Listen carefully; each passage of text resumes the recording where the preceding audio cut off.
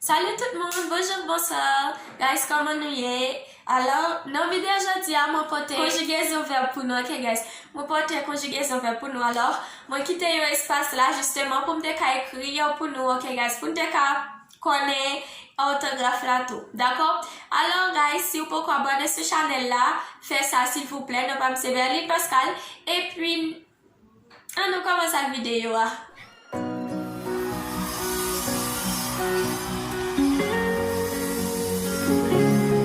Vidéo aujourd'hui nous parlons conjuguer verbe qui facile. Tant pour moi ouais puis là ce qui pas qu'on conjuguer verbe yo tant pour yo prendre un côté yo pas qu'on comment pour yo dire ça pour yo connaître yo bagaille yo pas qu'on comment pour yo dire ça etc. OK? Alors nous prenons conjuguer verbe ça yo. Par exemple, premier verbe nous conjuguer c'est moi connaît tant pour verbe connaît qui c'est saber qui c'est verbe savoir. Alors c'est eu sei, você sabe, ele sabe, ela sabe, nós sabemos, vocês sabem, eles sabem. Ok, guys? Alors, moi, ouais, que il y a un peu de monde qui a dit comme ça, eu sei, você sei. Non. Tant que des blancs qui, tant que poser nous en question, você sabe, nous é haïtien, li tout répondre, eu sabe. Non, eu sei. Ok, guys? Nous prendre encore une autre fois pour nous tout connaître. Ok, guys? Eu sei, você sabe, ele sabe, nós sabemos, vocês sabem, eles sabem, ok guys? Na place ele, se c'est un fille, o cas dit ela sabe, ok? Si c'est un garçon, o cas dit ele sabe, ok guys? Alors, deuxième verbe là, c'est verbe aller, qui c'est verbe ir. Ma écrit là pour nous, j'aimerais dire nous, justement pour te connaître orthographe là, pour c'est pas seulement parler, guys. Pendant moi, je me dis, yo, faut nous si nous répéter, tout ensemble avec pour nous te connaître, ok? On a le verbe ir. Eu vou, guys, não entendeu o verbo ir, c'est pas eu ir, não, guys, c'est eu vou. Então, não é que, muito quando tem frase, então, você vai ir, não é o pra aller, então, não é ces deux verbes aller que não é uma seule frase, est-ce que o pra aller, você vai ir, ok?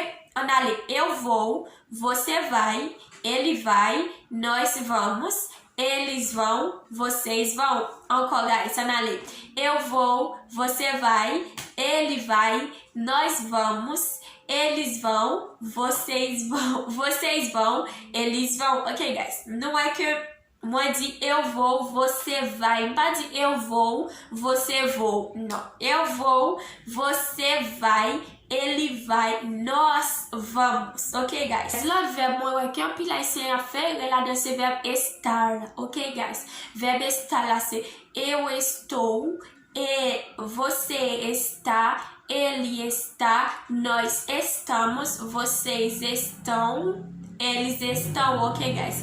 Eu estou, você está, ele está, nós estamos, vocês estão, eles estão, ok, guys? Não é muito para dizer eu estou, você estou, não. Eu estou, você está, ele está, não. Moi, toujours dis nous, si c'est un fille, nous avons juste remplacé Elia par ela. Ela está, ele está. Ok, guys? Après ça, le verbe encore, guys, c'est verbe fazer, verbe faire, ok? Verbe fazer. Eu faço, você faz, ele faz, nós fazemos, vocês fazem, eles fazem, não é, guys? Moi, toujours dis nous comme ça que première personne não lhe changer na deuxième personne. Então, como pas dire eu faço, você faço, não, dit eu faço, você faz. Ok, guys? Faz lá avec Z li écrit. O que a gente então eu faço, você faça. Então, como o não lá de faça isso, faz isso. Você mesmo bagulho lá ali, ok, guys? Eu faço, você faz, ele faz, nós fazemos, vocês fazem, eles fazem, ok, guys? Alors, nous souhaitons nous apprendre verbe ça yo, nous est que verbe ça yo, tant que première personne dans un genre, deuxième personne dans un genre, alors, nous souhaitons nous comme ça pour nous pas faire erreur. Tant que pour les blancs là, dit nous, pour les blancs dit nous, você sabe disso? E puis, o mesmo aí se eu répondre, eu sabe disso. Non, pour qu'on ait pour répondre, eu sei disso. Ok, guys?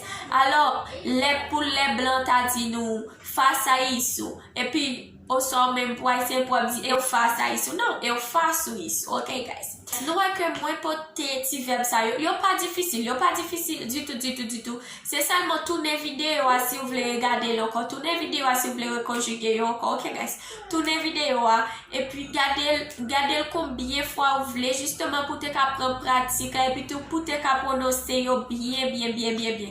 Ok guys, alors moi pas faire vidéo à long, c'est justement pour nous te conjuguer verbe ça yo, pour te retirer doute ça yo, ok guys.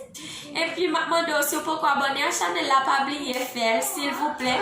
Ou après bouton rouge là qui marque inscrever, ou si Brésil là ou après le marqué inscrever, et bien on ka inscrever no canal. Ou ka abonner ensemble avec Chanel là et puis ou ka si téléphone en ligne en français ou après marquer s'abonner, alors mettre abonner ensemble avec Chanel là s'il vous plaît et pas oublier pour abonner ensemble avec Chanel là la vidéo et puis tout pour partager ensemble avec nos amis on connaît qui si Brésil et puis tout qui besoin pour portugais ça OK guys. Alors et ça me dit nous bye.